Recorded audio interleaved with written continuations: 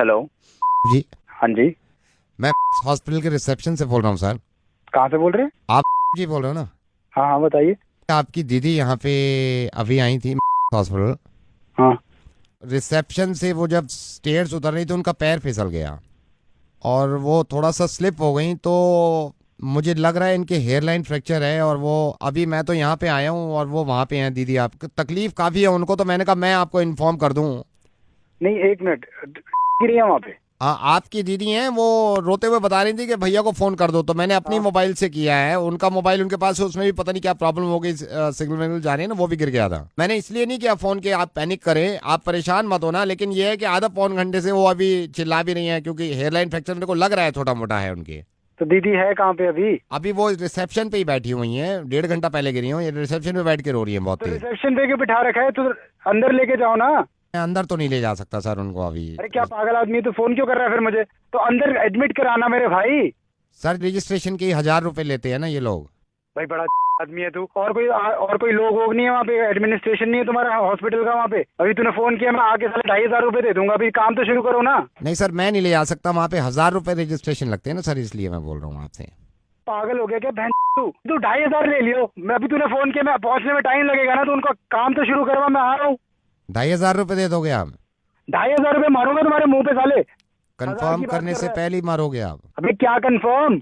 कि ये जो कॉल करी है मैंने, ये जेन्युइन भी है या नहीं, जो आप 2,500 रुपये फौरन देने के लिए बात कर रहे हैं? कहाँ से बात कर रहा है तू? आई एम सो सॉरी जी।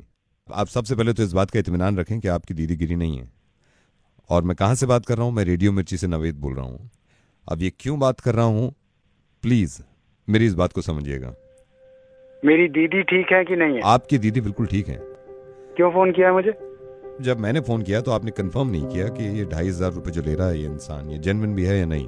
लेकिन तकलीफ में थे आप और परेशानी में थे, तो 2,500 रुपये आप मेरे मुंह पे मार रहे थे। एक एनजीओ है, इन्होंने ये लिखा था परसों कि नेपाल में जो अर्थक्वेक आया है, वहां के जो लोग परेशान हैं उनके लिए डोनेट करना चाहते हैं, तो हमें कांटेक्ट करें। और आपने नीचे कमेंट में ये लिख दिया कि ये सब झूठ है, इस तरह के धंधे बंद करो, मुझे मालूम है सारे पैसे कहां जाते हैं। आपने कमेंट में ये तक भी लिख दिया, ये मेरा नंबर है, मुझसे पैसे निकलवा सकते हो तो निकलवा के देखो। मुझे मालूम है कि ये की जिम्मेदारी नहीं है कि वो नेपाल के लोगों की मदद करे, क्योंकि वो एक इंसान है, तो ये एक इंसान की जिम्मेदारी है कि वो नेपाल के लोगों की मदद करे, जो लोग अर्थक्वेक में परेशान हैं, जो लोग अर्थक्वेक में खत्म हो गए हैं, जिनके परिवार बिछड़े हुए हैं, उनकी मदद करे। ये जरा सोचिए तो सही, आप तो दिल्ली में ही थे जब ये अर्थक्वेक आया है। जिस वक्त ये झटके लग रहे थे ना हमें, उस वक्त रूह कांप गई थी लोगों की कि अगर खुदा न खास्ता कुछ ज्यादा हो गया तो क्या होगा। ये हम सबको मालूम है कि हम नेचर से, कुदरत से लड़ नहीं सकते, ये किसी के हाथ में नहीं था अर्थक्वेक रोकना। लेकिन हम सबके हाथ में है उन लोगों की मदद करना, चाहे वो दुनिया में कहीं भी हों, जो इस हादसे का शिकार हैं, जिनको मदद की जरूरत है। ये मैंने पता किया है नेपाल फोन करके, वहां पे बहुत सारे छोटे बच्चे ऐसे हैं जिनके माँ बाप मलबे में दब गए हैं और मर गए हैं। आपको मालूम है वो बच्चे अपने माँ बाप तक को याद नहीं कर रहे, क्योंकि भूख लग रही है उनको, क्योंकि खाना खाना है उनको, क्योंकि चोट लगी हुई है उनको। मुझे मालूम है कि आपने कोई बुरा काम नहीं किया, ये इंसान की मर्जी होती है कि वो किसी की मदद करे या ना करे। लेकिन कम से कम एक ऐसा एनजीओ जो कि ऑथेंटिक है, जो कि नेक काम कर रहे हैं, अगर वो लिखते हैं कि नेपाल के लोगों की मदद करें, तो अगर हम उनको बढ़ावा भी नहीं दे रहे, तो कम से कम ये तो ना करें कि हम ये लिख दें कि झूठ बोलना बंद करो और अपने आप पैसे कमाने बंद करो।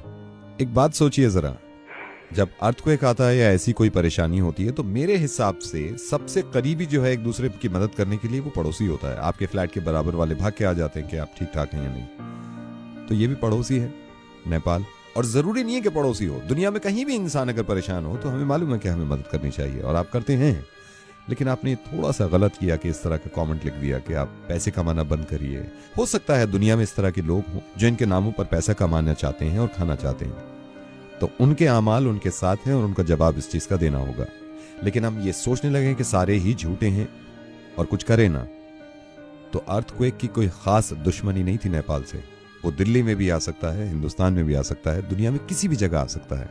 फिर हम ऐसे ही मोहताज होंगे खुदा न खास्ता मदद के, और अगर वो इसी तरह इग्नोर कर दें तो बहुत तकलीफ होगी हमें और हमारे बच्चों को। जरा इस बात को सोचिए कि एक हेयरलाइन फ्रैक्चर से कितनी तकलीफ होती होगी किसी को, जिसकी वजह से आप इतने परेशान हो गए। अर्थक्वेक में किसी का दब जाना और मर जाना, इससे ज्यादा तकलीफ की बात हो नहीं सकती उनके लिए जिनके घर वाले बच गए हैं और वो देख रहे हैं कि लोग कैसे मर रहे हैं। I am sorry Naved. अब मैं आपसे मदद चाहता हूं, आप डोनेशन की शुरुआत ऐसे करें कि इस चीज को इतना फॉरवर्ड करिए कि किसी के जहन में अगर नहीं भी है उनकी मदद करना, डोनेट करना, तो वो मजबूर हो जाए और उसको एहसास हो कि लोग परेशान हैं। प्लीज इसको शेयर करिएगा। खुश रहिए, हिफाजत से रहिए और दुआ करिए इस वक्त नेपाल के लोगों के लिए।